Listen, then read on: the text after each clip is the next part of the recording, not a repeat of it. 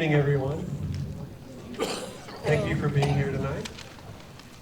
My name is Charlie Walter. I'm the director of the Natural History Museum, and we were fortunate enough to be part of a planning group that came together to talk about our beloved Bosque here in Albuquerque. And as the conversations went on, I absolutely could not imagine having these conversations anywhere else other than the Natural History Museum. And as we come together to learn and to have conversations about the issues facing the future of the Bosque and other natural areas, we just think it's an important role of the museum to serve as a forum where we can come together for these conversations. So we really are happy you're here. This is the first of 4 such dialogues. We've got a great group of panelists tonight and over the next 3 sessions. And we really want to create an environment where we all can come together, have conversations, and learn together.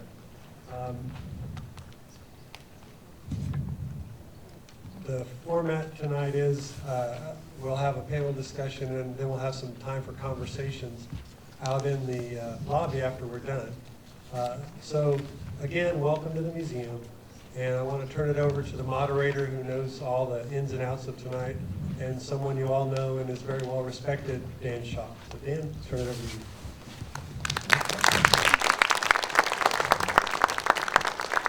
So thanks all for being here. Our plan tonight is to spend an hour in this room, and then we'll spend the second hour out in the lobby drinking. I think there's a free bar. Is that Barbara Bacchus? It's Mardi Gras, so Barbara Bacchus got the tab on that one. So it's pretty good. It's a pretty good deal. So that'll go from 7 to 8. So what we'll do, we have 3 panelists here, and one of them is in transition because the actual person who's supposed to be here is in lockdown with a SWAT situation going on in her neighborhood. So we'll find out if she escapes the APT lockdown crime scene tape and makes it through to the museum. Did anybody? Yes, they're filming cops, so they really wanted to make sure that they had a Bosque element in that, because that's one of the key things we want to make sure happens. So we're going to spend time with each of our 3 panelists, and they're going to give a kind of an overview of their perspective on the Bosque, and after that, we will shift over to question and answers, and the format for that will be you will get to write on a little card. We'll have some people going up and down the aisles with baskets, and you can drop in your little questions, and then they will consolidate them and try to group them so that we have as many different points of view and types of questions brought forth to the panelists. And of course, there will be time afterwards to visit with each other and the panelists as well. So I think that's pretty much the rules. Any more rules? You're a lawyer, so you're good with rules. So Paul Tashjian with the U.S. Fish and Wildlife Service is a hydrologist, and my longest, the time I really got to know him was along the Pecos River, which is a tributary of the Rio Grande, if you don't realize that, where he was actually a lead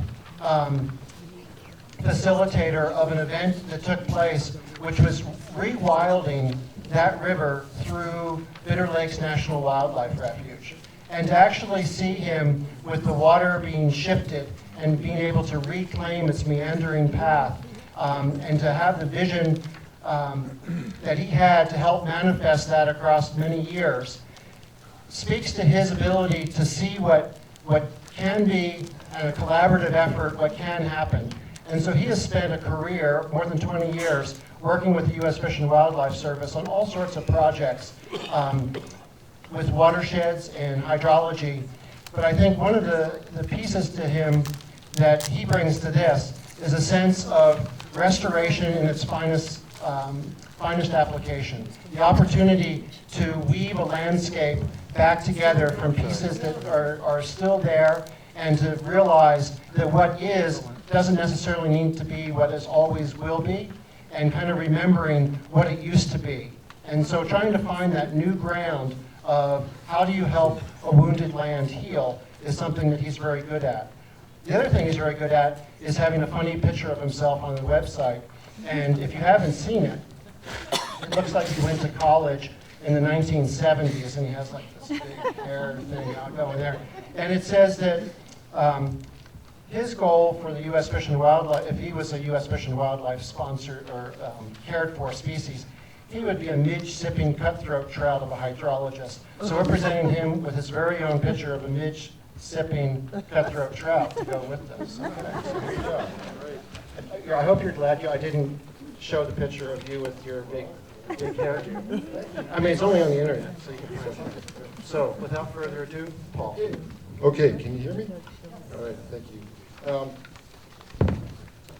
So I'm going to talk to you all tonight on a brief hydroecologic history of the Middle Rio Grande.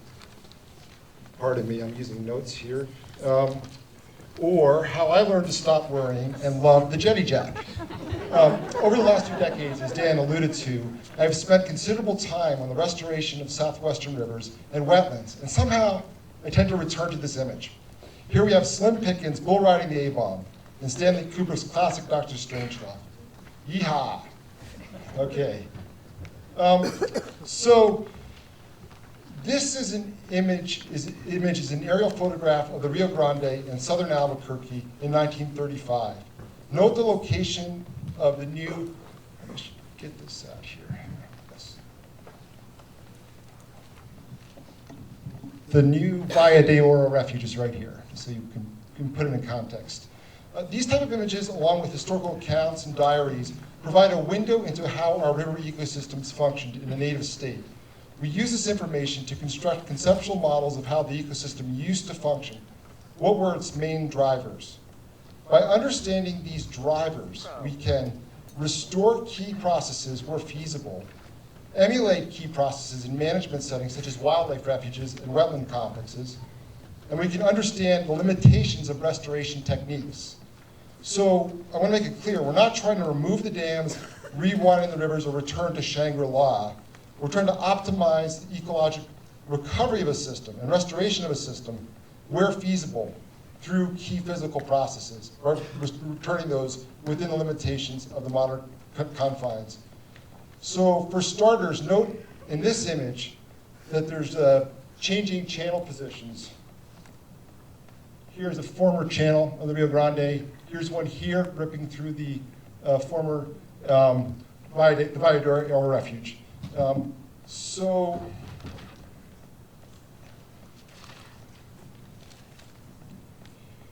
along with a wonderful community of scientists, I've had the pleasure to work on conceptual models for this system, for the Middle Rio Grande over the past few decades. In this context of trying to understand how it works and how we can emulate these processes in the modern for restoration. And this is sort of a thumbnail of some of the work that we've done over the past couple of decades. So what was the historical physical functioning for the Middle Rio Grande? Channel mobility. The river channel moved through river revulsions. There were dramatic shifts, usually driven by spring runoff floods. Connected floodplain, a floodplain that received water during flood events. Sediment balance. There's some sort of quasi-balance between sediment coming into the system and sediment leaving. And the river corridor moves sediment downriver. Very important function. Naturally shaped hydrograph. A hydrograph is a graphic display of the flows in the river and how they change through a given year. I'll show you an example of this in a bit. The Rio Grande hydrograph was, and largely still is, ruled by the spring snowbelt runoff pulse. A wide active floodplain, which in this case was basically the entire valley floor. And a charged floodplain, a floodplain that was saturated and contained many wetlands, backwaters, and sloughs. This was a fat ecosystem. We talked a lot about restoring a habitat mosaic in the Middle Rio Grande. In the background here is an image from wonderful drawings that were done by the Department of Interior, maps, not even just drawings, these were plan table Aldate maps, in 1918 as part of the Rio Grande Drainage Survey. And these drawings give us a picture of this mosaic and what it was like at the time of the maps. The closest thing that we have to like a native map of the ecosystem. These images show that in 1918, the land cover outside the river, the active river itself, and the active river is this part right in here.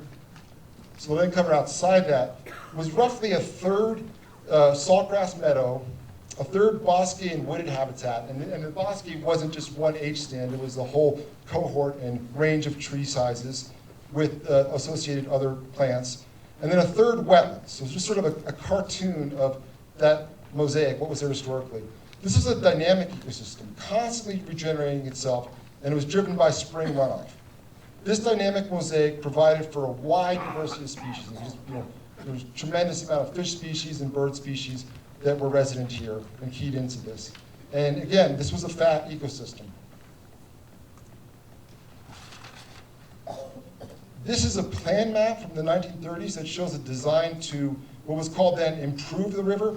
Pictured here are the precursors of the jetty jacks. And you can see some of these still when you wander out in the Bosque, these older jetty jack versions. And you can see that this design channel as part of the Rio Grande project was put on here and said, we're gonna make this thing 600 feet wide and we're gonna tie it back and freeze the river in place. And it was largely successful. And I'm sure that some of the other speakers will talk to the societal importance of doing that. I'm speaking from the ecologic perspective. So here are the results. The Rio Grande and South Albert for I-25 crossing. I-40, sorry, yeah. North, I-25, it's south. Yeah, sorry. The channel is locked in place. It's here, it was since the mid-1940s, it was locked in place. The riverside drains that were installed drained wetlands from the valley floor. So basically took wetlands out of the picture, largely. And a floodplain that's no longer a floodplain. It's a xeric landscape. It doesn't receive flows anymore. This ecosystem is on life support. And it's not just the silvery minnow or the southwestern willow flycatcher that are telling us this. The trees themselves are telling us this. If you look at the trees out there in the corridor, we kind of refer to them often as the class of 41 or the class of 42, the last big recruitment year for the cottonwoods in the Rio Grande. And then since then, the river's sort of been locked in place.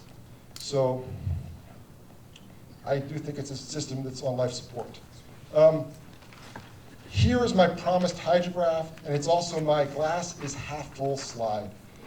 This is a slide, this is a hydrograph, okay? And it's a slide of flows down at San Marcial in the Rio Grande. On this axis here is date, January 1, December 31st. So that's a full year. And then on this axis is flow in cubic feet per second. 0 here, 20,000 way up there. That's amazing. And so cubic foot per second, if you go out there during an average day in the winter, about 500 cubic feet per second is what it is these days. A big flood during a big spring runoff, we're lucky to get 5,000 CFS or 4,000. That's a bigger flood. So to give you perspective, it looks diminishing, right? But the thing that is the glass is half full here is that we are so lucky that Cochiti Reservoir itself is a flood control reservoir, and basically what goes in Cochiti goes out Cochiti. If you go down below Elephant Butte, the hydrograph, below Elephant Butte, or many other southwestern and western rivers, the hydrograph loses its natural pulses. So we are very fortunate that this is still part of our picture here. And I would entertain that is why there are silvery minnow here, and there are all these other species, including the cottonwoods, that we are concerned about. And here's my final slide. So the result is that there's still good stuff out there happening in the Rio Grande ecosystem. Here's a flooded bar with predominantly native vegetation, including fledgling cottonwood trees. This ecosystem is on life support, and there are many threats to its survival, but there's still a lot of good stuff out there. I believe that we need to manage it as an ecosystem and restore and emulate historic processes where feasible. This will provide us the greatest bang for our buck and provide the greatest assurance of giving future generations the beauty and magic that we hold dear to this place. So that's what I got.